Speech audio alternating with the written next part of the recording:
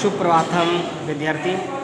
आज हम सब व्याकरण व्यंजन संधि का अध्ययन करेंगे। सबसे पहले देखेंगे व्यंजन संधि किसे कहते हैं। जब किसी व्यंजन वर्ण के साथ किसी व्यंजन वर्ण अथवा स्वर वर्ण का मेल होने पर जो विकार उत्पन्न होता है उसे हम व्यंजन संधि कहते हैं। अच्छा, सबसे पहले अब व्यंजन संधि के भेद देखेंगे। तो पहला भेद है, इसका नाम है इष्टुत्व संधि। इष्टुत्व संधि, इष्टुत्व संधि। अब देखेंगे इष्टुत्व संधि का जो सूत्र होता है इस्तुष्णाशु। इसका अर्थ होता है पूर्व पद में दंती सकार अथवा तवर्ग त थ द ध न तथा उत्तर पद में तालु सकार च वर्ग के च छ ज झ यह आते हैं तो दंती सकार के स्थान पर तालु सकार हो जाता है और त थ द न के स्थान पर च छ ज झ वर्ण हो जाते हैं। अब हम उदाहरण देखेंगे। उदाहरण में है, पहला शब्द है जैसे निशंकः। अब ये शब्द है, अब ये इष्टुत्व संधि कहती है कि यदि इसको अलग करेंगे तो शब्द हो जाएगा निस प्लस शंकः। अब यहाँ पर जो दंती सकार है इसके जगह पर तालु सकार आ गया। वो कैसे आ गया? क्योंकि इष्टुत्व संधि कहती है कि यदि पूर्व पद के अंत में यहाँ जो दंती सकार हो और पूर्व पद उत्तर पद में तालु सकार हो या कोई च छ ज यहाँ हो, इनमें से हो, तो ये दंती सकार के पर तालु सकार हो जाता है। तो ये शब्द जा करके इस पे तालु सकार आ गया तो ने शंकः ये बन गया ने शंकः, ये बन गया। इसी बार एक और उदाहरण देखेंगे। जैसे तुम्हारा दूसरा शब्द है सच्चरित्रः। आपने देखा होगा जाता था सच्चरित्रः, सच्चरित्रः आता है। इसको हम अलग अलग करते हैं तो आता है सत् प्लस चरित्रः। अब यहाँ पर क्या हुआ, जैसे हमारे इष्टुत्व संधि कह रही थी कि यदि पूर्व पद में दंती सकार हो या त वर्ग का कोई शब्द हो तो त वर्ग में त आ गया, त थ द ध न में से कोई भी एक शब्द हो तो यहाँ पर त वर्ग त आ गया। और यदि इधर और उत्तर पद में च वर्ग में से कोई शब्द हो तो च आ गया, तो यहाँ पर त वर्ग यहाँ पर च हो जाता है। तो यहाँ पर क्या हो गया सच्चरित्रः, मिलाकर के बन जाएगा सच्चरित्रः। इसी प्रकार अब व्यंजन संधि का जो दूसरा जो भेद होता है वो होता है इष्टुत्व संधि। इष्टुत्व संधि, इसका इष्टुत्व संधि का जो सूत्र होता है वो होता है इष्टुनाष्टु।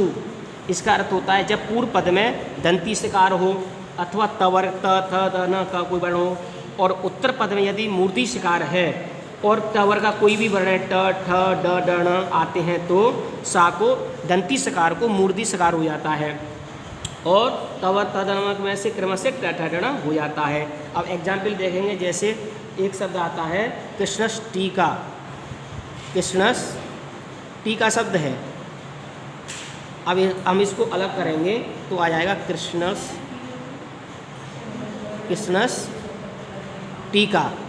ये विक्षेद हो गया। अब हमने पहले इसमें इस संधि ये कहता है कि पूर्व पद में दंती सकार हो अथवा कोई त थ दाना में से कोई एक शब्द यहाँ पर हो और उत्तर पद में मूर्ति सकार हो या टवर कोई शब्द हो तो टवर का टा मिल ही गया, तो इसको सा को क्या हो जाता है मूर्ति सकार हो जाता है। तो मूर्ति सकार होगा तो शब्द ऐसे बन जाएगा कृष्णस्य, ऐसे बन जाएगा। यहाँ पर पूरा रणा पूरा है तो यहाँ भी रणा पूरा हो गया तो मूर्ति सकार का हलंत हो जाता है।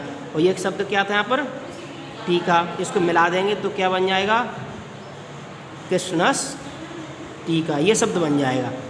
ये बन गया, ये दंती सकार गया पर मूर्ति सकार आ गया।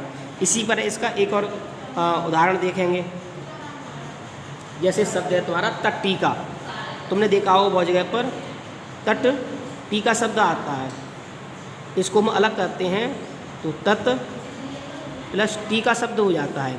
अब यहाँ पर वो इसका जो इष्टुत्व संधि का जो परिभाषा है वो ये है कि पूर्व पद में या तो दंती सकार हो या तवर्ग का कोई शब्द हो तो तवर्ग का ता आ गया त था दाना में से, और उत्तर पद में या तो मूर्ति सकार हो या टवरा कोई तो टवर का टा आ गया टी का, तो ता की जगह पर क्या हो जाता है ट हो जाता है। तो यहाँ पर आप देखेंगे यहाँ पर त ट टीका, ये शब्द बन गया।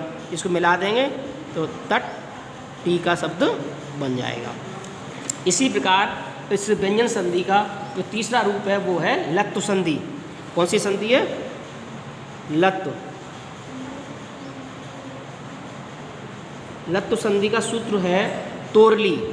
इसका सूत्र है तोरली। इसका अर्थ होता है कि यदि पूर्व पद में तवर्ग है, यदि पूर्व पद में तवर्ग वर्ग आता है और उत्तर पद में ल आए तो त के स्थान पर ल हो जाता है। यदि पूर्व पद में न वर्ण आए तो उसको और पीछे ल वर्ण आए तो न को अनुस्वार हो जाता है।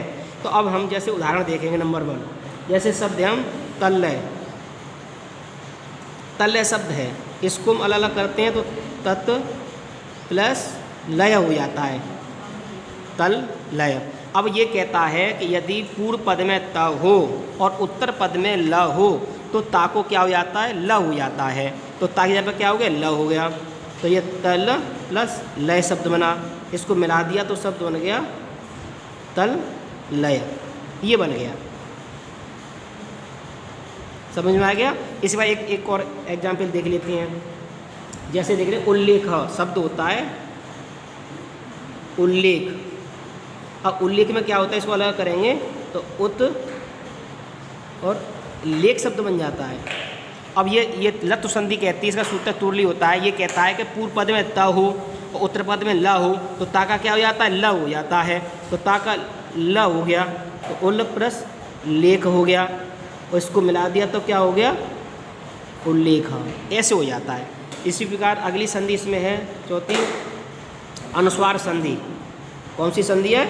अनुस्वार संधि, जिसका सूत्र होता है मोनुस्वार, जिसका अर्थ होता है कि पूर्व पद में यदि हलंत म है और उत्तर पद के आदि में कोई व्यंजन वर्ण है या फिर व्यंजन वर्ण आता है तो माँ के स्थान पर अनुस्वार हो जाता है।